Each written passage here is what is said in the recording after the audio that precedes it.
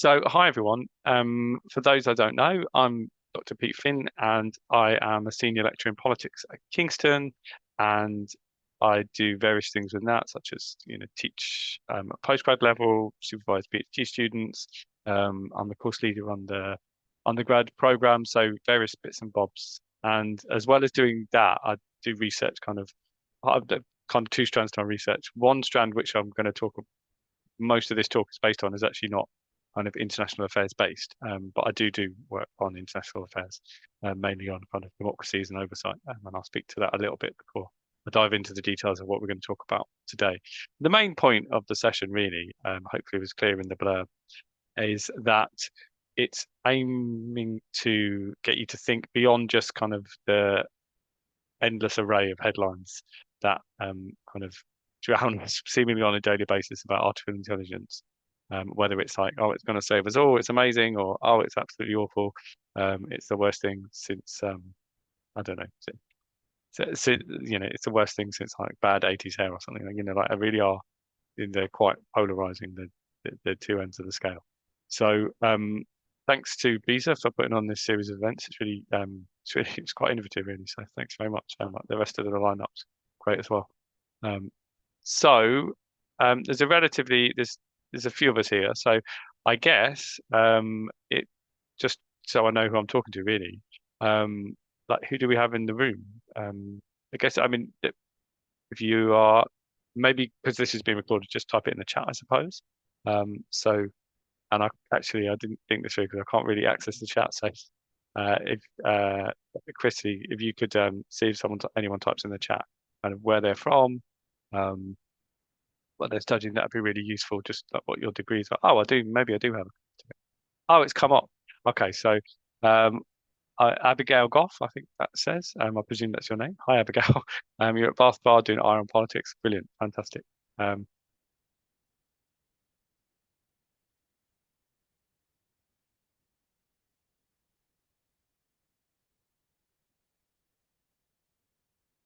okay, if anything comes up, then I can go back to it. But that's great. So thanks very much, Abigail.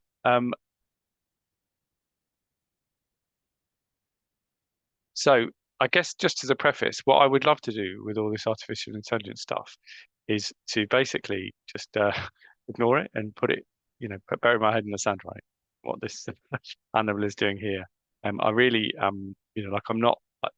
I do stuff that involves technology, right? I run two websites, one of which is a Political Studies Association website, which is like a sister organization to BISA, mainly focused on domestic politics. And then I run podcast feeds and running a project at the moment, which I'll speak to in a few minutes. But so I would love to kind of ignore this stuff, but I can't because it's such a huge issue, both within the sector that we work in, as well as being kind of in the broader education environment. So one of the things that myself and lots of my colleagues will be doing across institutions is thinking about how to best get you prepared for your graduations.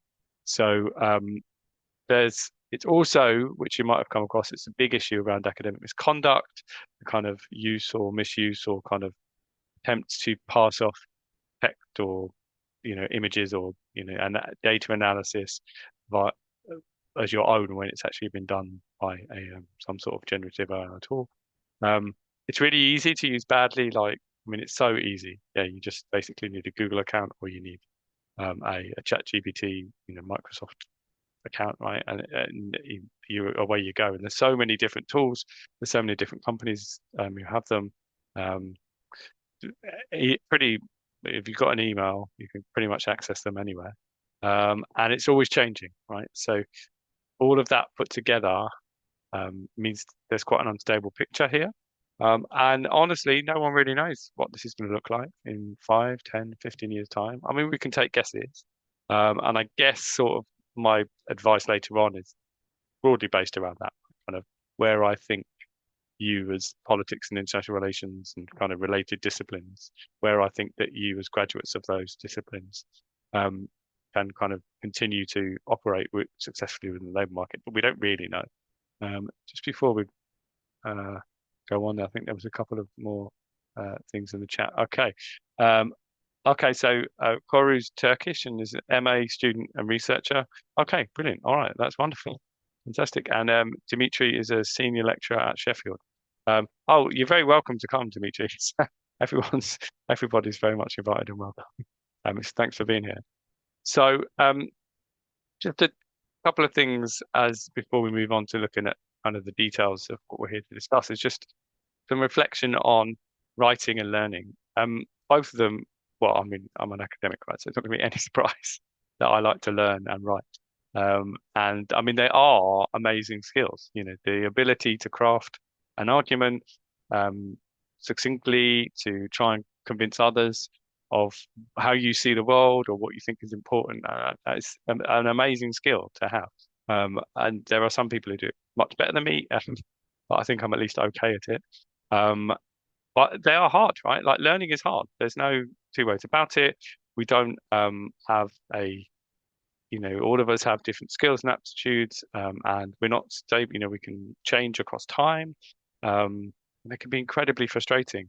You know, whether it's getting a bad grade, whether it's myself or Dimitri getting a peer review back that we sort of so seems like the person who read the article read a completely different article, right? It can be incredibly frustrating. And there's not a single endpoint, right? You never. I mean, I suppose when you get a degree, you get a degree, right? You get a certificate, but it's only really useful to you if you can show what it's what you what you've done with it or during it is useful to prospective employers or to an MA course or a PhD course that you're looking to go on to. And essentially, neither of them are ever really finished, right? Like, you know, I guess you can finish a book, right? But then your ideas about what that content is and how it's important will change across time.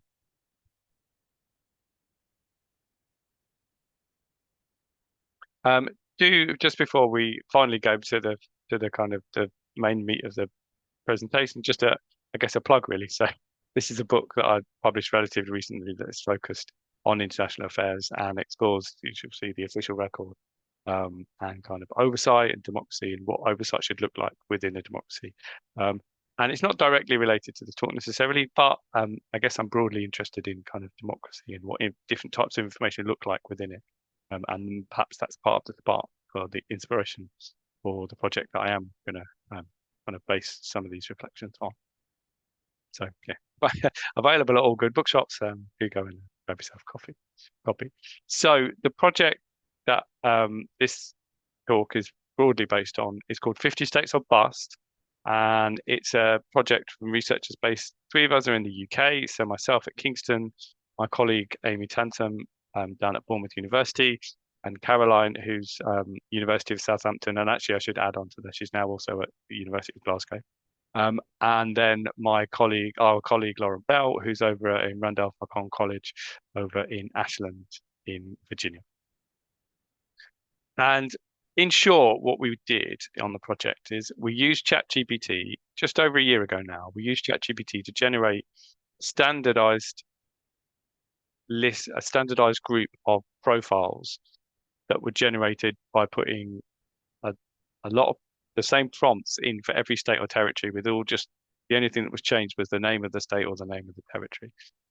And we generated those in June 2023. And then what we've been doing for the last year is showing those profiles to people who are kind of experts on those states. And we've done about 20 of those interviews now and asking them what they think of them, really. And we try where possible. And we've been successful on this, I think, on everything thus far. Everything's been open access. So we publish our interviews as podcast episodes. So they're all available on our podcast feed, which is on Spotify and other places. And then we've just published our first article, which I'll speak to in a moment, which is published open access by one of the PSA journals, actually, Political Studies Review. And then we'll have got another article coming out. We'll see. Currently, especially if you're going through peer review, but hopefully just after Christmas, in about time for the inauguration of the US president, whoever that may be. So our method was to kind of take the question on number one there, and that slide, to what extent is ChatGPT useful as a research tool exploring state and territory US politics, to kind of tease that out of ChatGPT. So we did that by what displayed a moment ago by feeding those standardized prompts in, and then we got 56 different profiles. All the people we've interviewed so far are experts on the states. So when this paper was finished up, we'd done 17 interviews, now we've done 19. And we showed them the profiles that were generated and asked them to reflect on the quality of those profiles. What we generally found was that for the history of a state, actually, it was not perfect. There were mistakes. There were kind of hallucinations. Basically, that's where ChatGPT makes stuff up.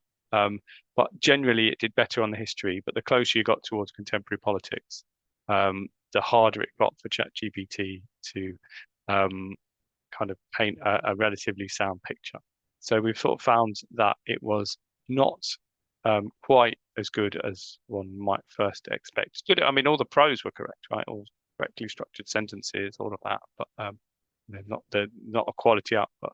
It's also difficult to verify where the information was from. We always asked it for sources in every question, but often it was vague. It would just say like a government website or state website or Wikipedia, those kind of things. So often the referencing was about the standard you'd expect of something like history.com or about.com, those kind of pretty poor sites. Often it made stuff up, so it made up citations from multiple different states. So that wasn't an anomaly. That was like core. That was a core finding really. And then as well as making stuff up, it often just left things out. So there were kind of our project findings on that. And so just to throw it out to the floor before I kind of speak to some themes that might help you as you develop your careers. I just wondered, like, how do you, the different people on this chat, how do you feel about artificial intelligence? If you want to type in the chat, you can do. If you want to, you could just leave your mic on or leave your mic off, or do as you wish.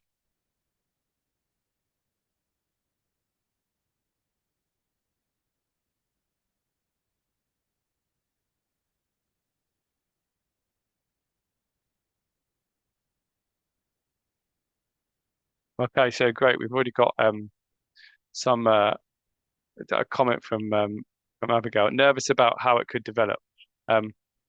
Yeah, absolutely. Yeah, I mean, and there's so many unknowns on that, isn't there, about how it could develop, how it might impact all of us, whether that's to do with kind of our personal data. I think it's fair to say that no one's data is 100% safe anyway, really. Every day, right, there seems to be some headline where some company has lost like 3 million people's worth of data or something, or someone's been hacked or something like that. So yeah, how it could develop, absolutely. Yeah, great for priming. Yeah, absolutely. If you don't know the term priming, that is essentially where you feed some information into it as like a precursor to the questions that you're gonna ask it, or the prompts that you're gonna ask it to do. So yeah, so both, that's interesting, two comments there, because one's kind of like generally more towards the kind of nervousness, kind of tentative side, and one kind of on the positive. So great. Okay. So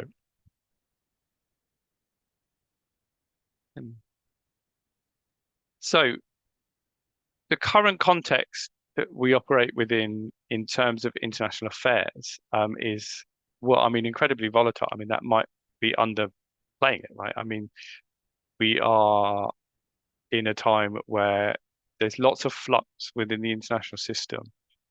Alliances, both short-term kind of alliances, perhaps alliances of convenience, but also longer-term alliances are under stress. And we have got, nightly on the news, right? You just have to watch the news to see kind of struggles that different states and different parts of the globe are undergoing, and the strains that that's putting on those alliances.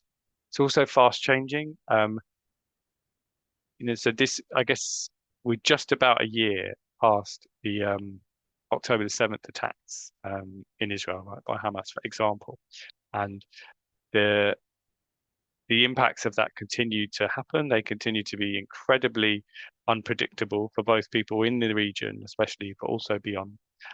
What the Middle East will look like once this is played out in 2, 3, 4, 5 years, who knows? No one can really say, and who exactly will kind of hold the balance of power is really hard to predict. Um, there's kind of volatility short term, right, in terms of conflicts like that. Obviously, there's events in Eastern Europe, right, centered in Ukraine. We could think about states such as Myanmar, which are, an ongoing crisis there for a long period of time now. Or we could think about longer term stresses. So climate change being one. Maybe that's the main one, right? Certainly, if the climate models are correct, and even people who do like the work, the most negative or most kind of scary climate models often come out and say, "Oh, we weren't anywhere near. It's going to be even worse than we thought." Right? That's a relatively common headline, you see. And then that brings with it stresses on resources. We have a growing still global population, and we have parts of the globe that do not have enough of what they need.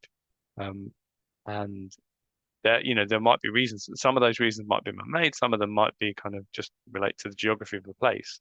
But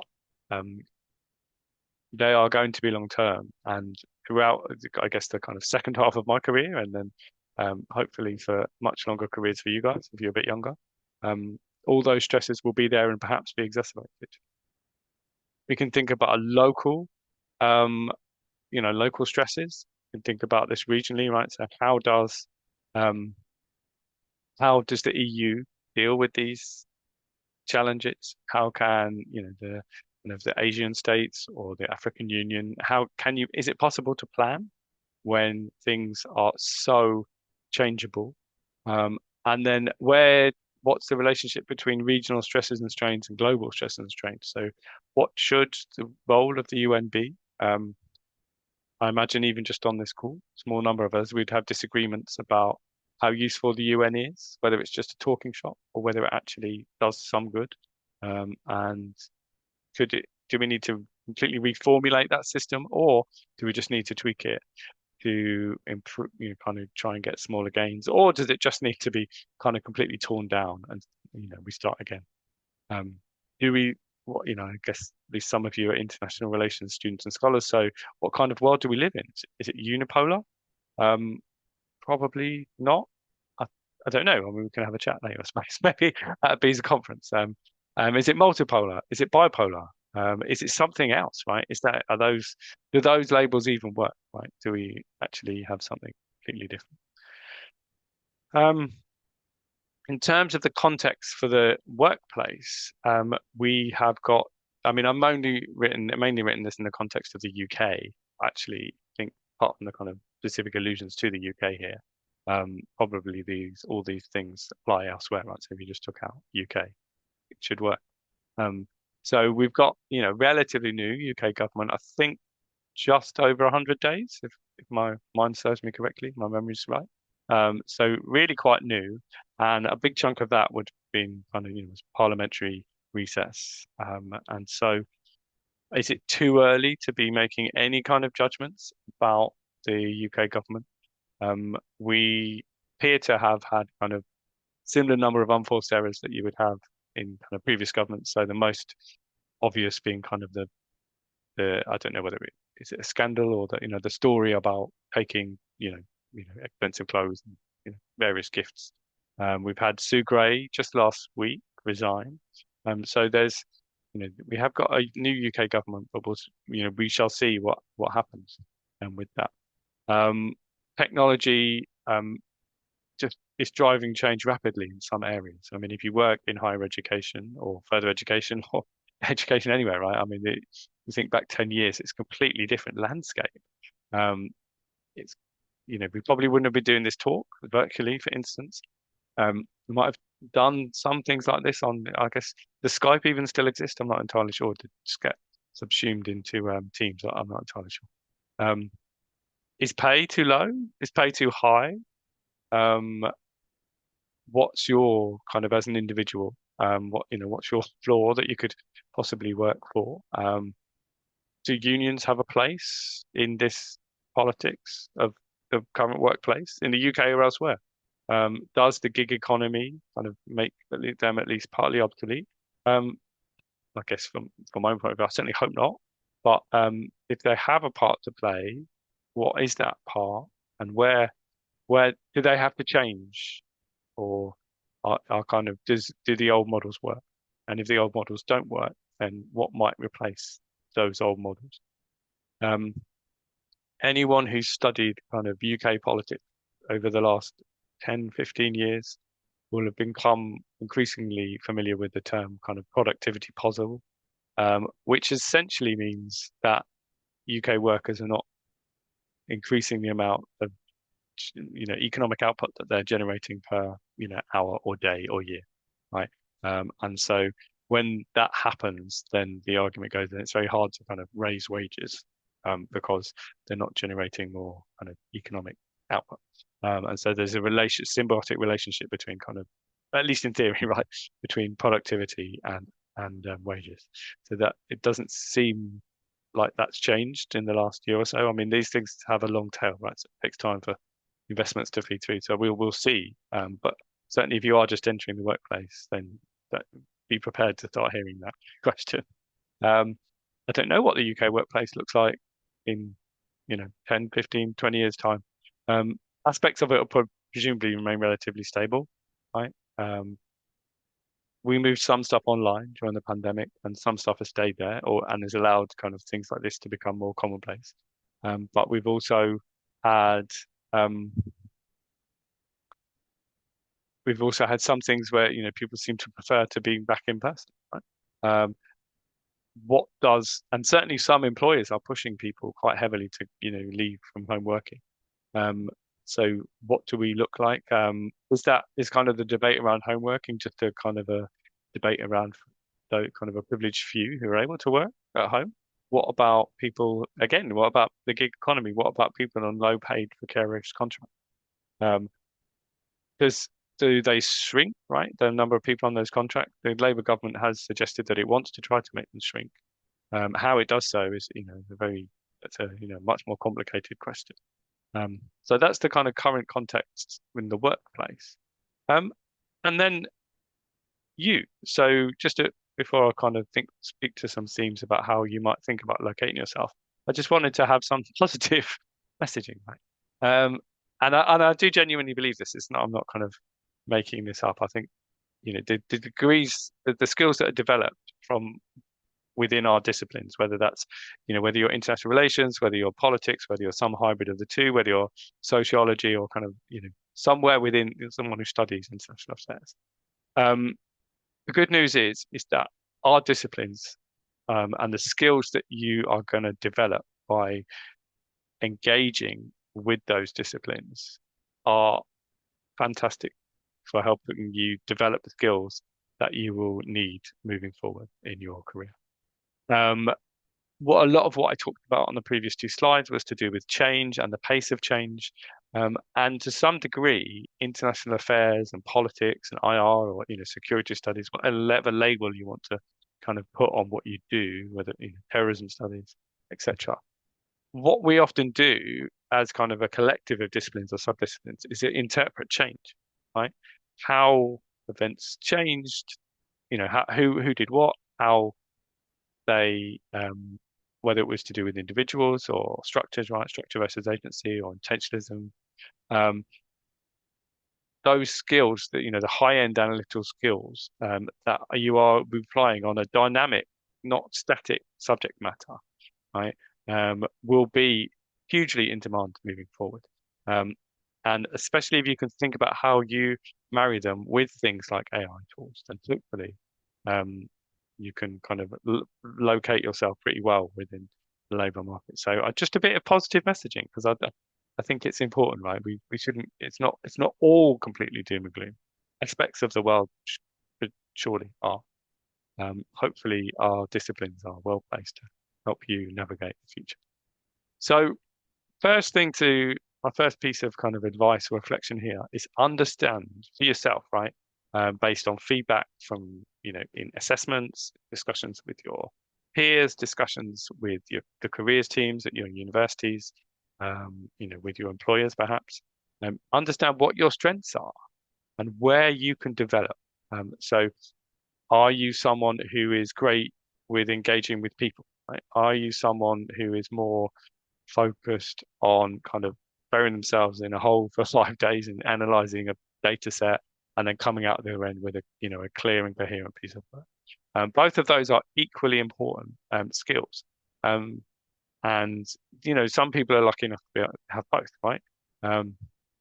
But you need to understand what your strengths are and where you can try and develop those skills. Right? If you don't currently have kind of the ability to engage with large data sets and you'd like to have it, then you can develop, right? And one way to do it is by your academic work, right? In terms of writing assessments, whether it's kind of doing a dissertation or you might get a specific piece of work on a module that you could use to try to develop that, or you could do it independently, right? So there are tools such as LinkedIn. If your institution has a subscription to LinkedIn, then there's LinkedIn Learning that has kind of lots of, I think the term is micro credentials, which can help you kind of develop those skills. So understand what your strengths are and what your areas for development are. Another one, and I can't stress how important I think this one is. This might be the most important of all, but maybe I'm biased. It's really important that you need to be able to write independently of tools, artificial intelligence tools, right? They are incredibly powerful. They can do really interesting things. And hopefully, if you go and read about the project that I was talking about earlier, you'll see one way in which we've, used ChatGPT to do some hopefully interesting research. But you need to be able to have the basis upon which you can operate independently of it. Because if you don't, you will, I promise you, come a cropper. It will, at some point, you might not have access to the internet, right? But you will need to generate something, whether it's, you're like, say in 5 years' time, you're working for an MP and the MP needs briefing on a specific policy, right? And they say, do me a one-pager on X, right? And you don't have access to AI. How are you going to do it if you can't write and analyze things independently? These companies that put these tools out, I mean, they could go bust, right? They could disappear. They could pull the plug on different tools. Something could happen to them, right? They're not quite as stable as they might appear when we get, they're kind of embedded in our lives. So I think it's really important that everybody in our discipline continues to focus on developing students who can write and analyze without AI. I'm not against using it, right? We should use it in addition to being able to write without it. And I don't mean to, we shouldn't use things like spell checks, right? Like we definitely should. But you need to be able to kind of construct a narrative independently because it might not always be there. And what you're going to do when it's not. Another thing that I think is key is to understand where your work, as at the moment, I suppose as students maybe, but later on perhaps as scholars or people working, researching in a particular field, or for a charity or some third sector organization, where your work ends, right, and where the AI tool that you're using, where that capacity of that tool begins, right? And this is really important, don't claim credit for work that isn't yours, right? So at Kingston, and I presume this is the same elsewhere, right? We've updated our definition of plagiarism to include utilizing, claiming text generated by AI tools that as your own without kind of giving credit to it. So we're not saying don't use it, right? We've developed within my department and other people have done similar things, ways in which people can declare their use of tools. But if you submit work and then claim it as your own, it's a very dangerous place to be. And it would be the same in the workplace as well, right? So understand where your kind of labor ends and AI's work begins, and then be clear about what you've done. If you've developed a new and interesting way to do something, then be clear about it. Tell others about it, but just don't try and overclaim. I mean, I think on this, for some people, I imagine actually the ship's already sailed. So I think in about 5 years' time, maybe 10, someone is going to reverse engineer ChatGPT's algorithm, because at that point it will, as in ChatGPT now or 2 years ago, at that point it will be kind of dinosaur technology, right? And it will be very presumably much easier to do so then.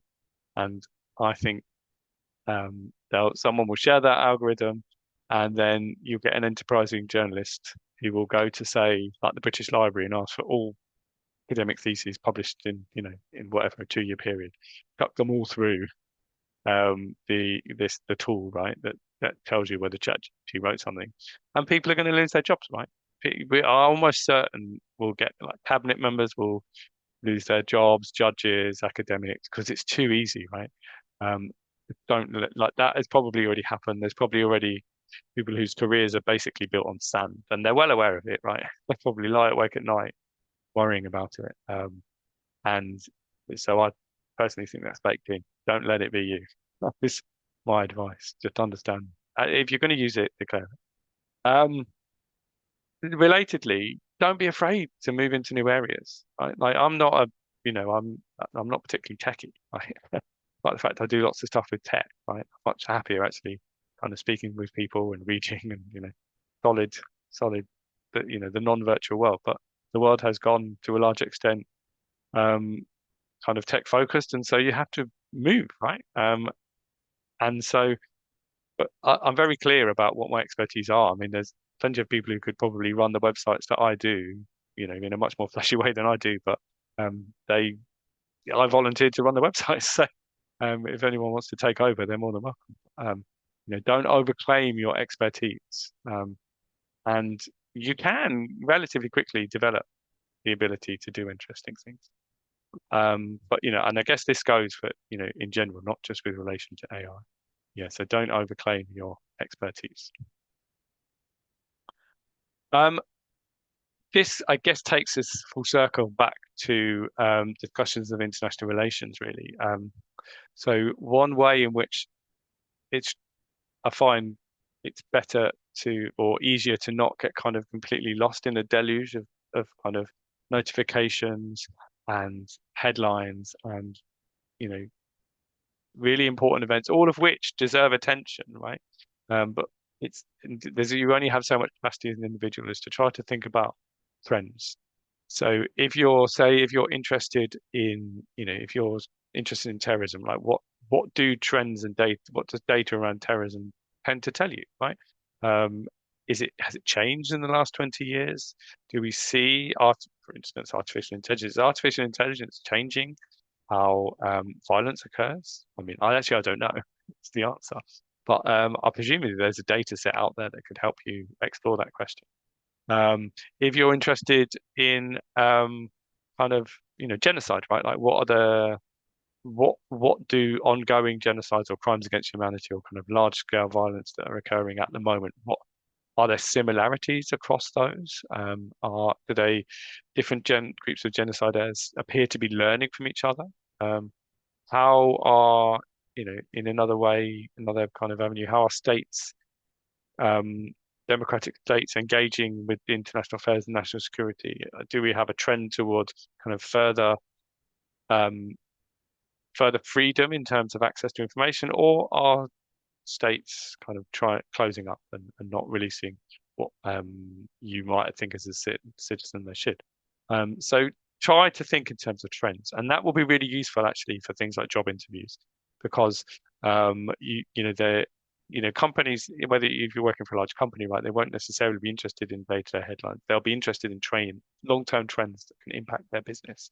And likewise, if you want to move into academia, it is easy to get lost in kind of the headlines, and we all do sometimes. But if you can speak to trends, it hopefully will add a bit more nuance to your kind of ideas. Okay, so that was the end of my talk.